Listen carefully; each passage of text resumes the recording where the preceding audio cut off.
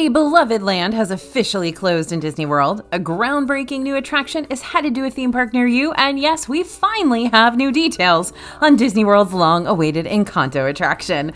Buckle up because the biggest Disney and theme park headlines of the week are coming at you right now here on DFB Guide.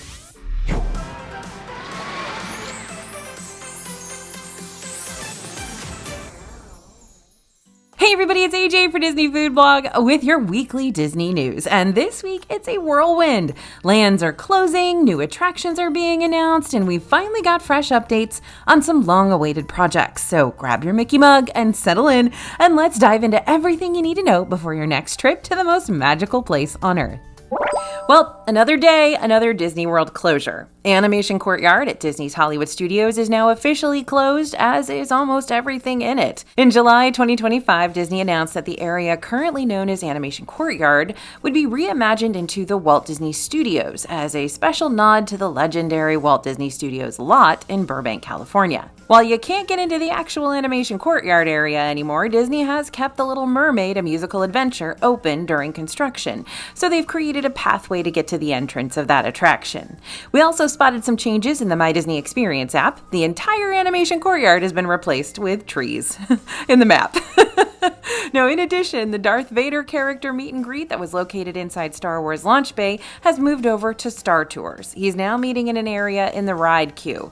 To meet Darth Vader, you'll go past the entrance to Star Tours and look for the cast member in blue near Tatooine Traders. There, you can enter the queue, so it's very inconspicuous, but the wait is in the shade, so that's nice. Unfortunately, BB-8 is no longer meeting at the moment, and our friend Chewie can now be found in Galaxy's Edge near the Millennium Falcon. Just like its namesake building, the Magic of Disney Animation will feature Mickey's famous sorcerer hat on top, which serves as a double nod to the sorcerer's hat that used to stand in front of the Chinese theater in the park. It's a different one. It's a little more stylized, I guess, than what we had originally at the park. Disney says it will cast a spell with pixie dust, and once you go under it to step inside, you'll be able to interact and explore this fun take on Disney Animation headquarters, including the different studio departments.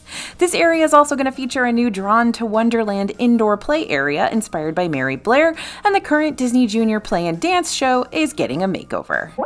In case you missed it, Dino Land is headed for extinction. The Animal Kingdom land is closing in early 2026 to make way for Pueblo Esperanza, Tropical America's themed land. Now, this new land will feature attractions inspired by Indiana Jones and Encanto, and we've been following this news since it was announced by Disney in 2023. And we finally have a new update on the Casita ride coming to the park. Everyone start warming up your singing voices. Jared Bush, a writer on Encanto and chief creative officer of Walt Disney Animation Studios, has given us an exciting little tidbit on the attraction. In a tweet on X, Bush shared that he is currently working on new dialogue for the Encanto attraction. He teased that this means new lines for the amazing Familia Madrigal, and even wrote, "You won't believe what the Imagineers are cooking up." What we do know is that the ride, which looks to be a boat ride in concept art, will begin just as Antonio has received his special gift and his room becomes a beautiful rainforest.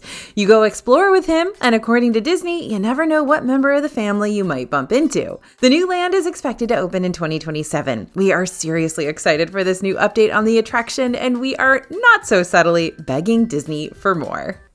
Construction is well underway for the new Cars-themed area coming to Magic Kingdom called Piston Peak National Park. Progress is also being made on what will eventually become the Villains Land in Magic Kingdom. You can get a great view of the construction progress from the sky, and BioReconstruct recently posted lots of photos of Magic Kingdom, so we knew we had to share them with you. The Rivers of America, Tom Sawyer Island, and the Liberty Square Riverboat closed permanently on July 7th, 2025. We've seen the river drained and workers on Tom Sawyer Island, but getting a peek from above shows us a much better picture of the progress that's been made on Piston Peak. While we can still see the buildings on Tom Sawyer Island and the docks that were used for the rafts and riverboat are still there, the river's been completely drained. There's also quite a bit of scaffolding up around the boardwalk in Frontierland. We can see even more of what used to be the path for the Liberty Square Riverboat. We can still spot some of the old scenes from the riverboat ride as well. Almost all of the water is also drained out from this area. There are still a few patches of water, but it's mostly dry dry now. BioReconstruct also got some pictures of the area beyond Big Thunder Mountain, where the new Villains Land will be built. Disney hasn't released too many details about the Villains Land, but it is still exciting to see progress being made. Currently, we are mostly just seeing land being cleared and silt being removed and some staging areas set up. There's still a long way to go for both of these new areas in Magic Kingdom, but we are excited to start seeing them taking shape. While we usually keep our eyes focused hard on Disney parks around the world and all the latest news coming out of each one, we also keep an eye on the other theme parks around Orlando, because they often all influence each other. But the real news this week came from outside the Orlando theme parks. Dollywood has guests very excited with the announcement of their new ride that is the first of its kind, and that's no exaggeration. Arriving in spring 2026, Night Flight Expedition is a hybrid coaster and whitewater river ride on a journey to discover the mystery of the legendary Secret Lake. Cora and Jasper Oakley will lead riders on a journey to discover the mystery of the legendary Secret Lake, and the ride's going to feature remarkable vehicles, and adventurers can experience 4 different storylines as they fly through the Smokies, conquer raging rapids, climb mountain peaks, and glide across a shimmering lake. The ride will be located entirely indoors, meaning it won't be weather dependent, and it'll be a total of 5.5 minutes. Dollywood is located in the Smoky Mountains of Tennessee, so while it's not in Orlando, lots of people who live far from the southeast United States may choose to travel to Tennessee to visit while they're on vacation.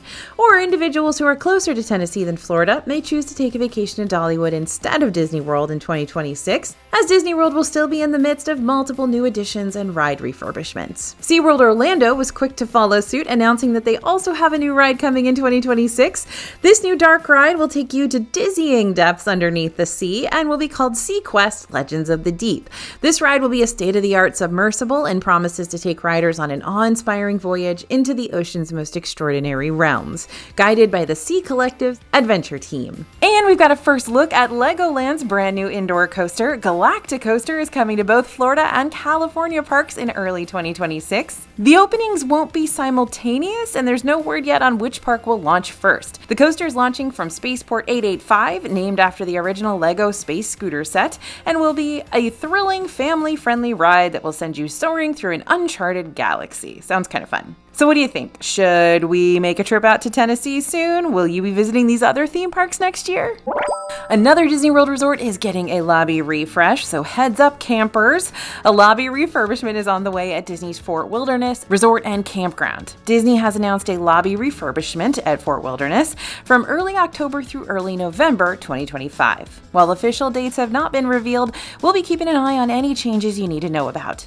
According to the announcement, during check-in, you might see or hear construction activity around the lobby. Disney also noted that the check-in area could be temporarily relocated to a different, modified space nearby. Keep an eye out for signs that'll be posted for directions to the check-in area, or look for cast members who'll be stationed nearby to help. A new seasonal cake slice has arrived at the Cake Bake Shop Bakery, introducing the Caramel Popcorn Chocolate Cake. This slice features chocolate cake with caramel, caramel buttercream, caramel drizzle, and caramel popcorn. You can grab it for $22. There's also an apple crumb cake available, and you can also get a pumpkin spice latte, but we decided that the caramel popcorn chocolate cake was it for this visit. We want to give you a fair warning that if you purchase this slice from the bakery, it does not come with the caramel popcorn on top of the slice. You get it in a little baggie in the box, and you can either put it on top yourself or just enjoy it as a little treat. We opted to put some pieces on top, and hopefully our decoration skills are on point. All right, we have confirmed the slice looks good, but how does it taste? We're happy to report that the flavors are also wonderful on this one. The cake itself has a lighter chocolate flavor, isn't super fudgy or overpowering, but a light chocolate flavor. The buttercream was light and creamy and a great hint of salted caramel flavor. Plus, between the layers is even more salted caramel. We enjoyed the caramel coming from both the buttercream and the filling. The chocolate and caramel flavors complement each other really well. Wasn't overly sweet, although it's definitely sweet enough. And they balanced each other out, especially with that bit of saltiness. The caramel popcorn on top was a fun touch, but we didn't think it was necessary for the overall flavor. It's a bit hard to eat in the same bite as the cake. Maybe that's why they didn't put it on top. The popcorn was a bit sticky, and the texture of the soft and fluffy cake did not pair as well with the chewy texture of the popcorn. Might be better if you crumbled it up a bit or just enjoyed the caramel popcorn on its own. Overall, we think this is a great addition to the Cake Bake lineup, especially if you're a chocolate and caramel fan. We love it when we come across a secret menu item at Disney World, and even more when it's at Gideon's Bakehouse in Disney Springs. Gideon's is home to some of the absolute best cookies and cakes in all of Disney World, but it's also known for its innovative nitro cold brew coffees. But did you know Gideon's is also home to a secret nitro cold brew creation? Sure, you've probably heard of the peanut butter nitro cold brew or the lemon nitro cold brew, but did you know about the nitro cold brew float? It's a bit pricey at $13, but it combines Gideon's deliciously creamy nitro cold brew with malted vanilla ice cream made by Kelly's Homemade Ice Cream, another local business. And this is the same ice cream that they use during hot cookie hour at Gideon's. So this was shockingly good. At first we thought, how good could it really be? It's an ice cream coffee float. But we were happy to be proven wrong. They give you a pretty big scoop of ice cream, and the creaminess of it combined with the bitterness of the coffee is the perfect pairing. The ice cream took on a coffee flavor, but because it was malted ice cream, there was that hint of nuttiness to the float as well. It almost reminded us of caramel or butterscotch. In the past, we found that cold brews like this can be a bit on the sweet side, but that wasn't the case here. It was sweet, but not overly so, like you might expect. We appreciated the ice cream stayed pretty solid for a bit, allowing us to eat some of this with a spoon like a real float, before it eventually melted into the cold brew and became drinkable. If you've ever had an affogato, this is basically that, only made with cold brew instead of hot espresso. Still, we really enjoyed this and will definitely be back to get it again, along with those delicious cookies and cake slices. Trust me, Disney fans, you need to make sure you go to Dinoland USA soon. Yes, obviously you need to check out the area before it permanently closes for good on February 2nd, but there's another reason. Restaurantosaurus has Animal Kingdom souvenir cups available, and you're going to want to get your hands on them. This might be the last time you can. The souvenir cup is only available at the quick service restaurant in Dinoland USA. Maybe it's a good buy gift from Restaurantosaurus. And you can only get the souvenir cup with a kids meal. It's not sold separately. We, of course, went with the kids' chicken fingers and fries meal for $10.49. There was also a cheeseburger option and a mac and cheese choice. The chicken tasted like all the chicken fingers you'll find around Disney World. Definitely Disney tenders. Crispy, savory, and they remain one of our favorite comfort foods at the park. We also felt like we got a decent portion for it being a kids' meal, but we still could have had more. With the kids' meal, you also get a choice of 2 sides. We went with the fries and an orange, and you also get a choice between small milk and a small bottle of water. Now for what we got the kids' meal for in the first place, the Animal Kingdom souvenir cup. So this cup is a decent size, like a small or medium drink, and you can fill it up with soda from the machine at the quick service restaurant. The cup comes with a green lid similar to what you'd find on a coffee cup.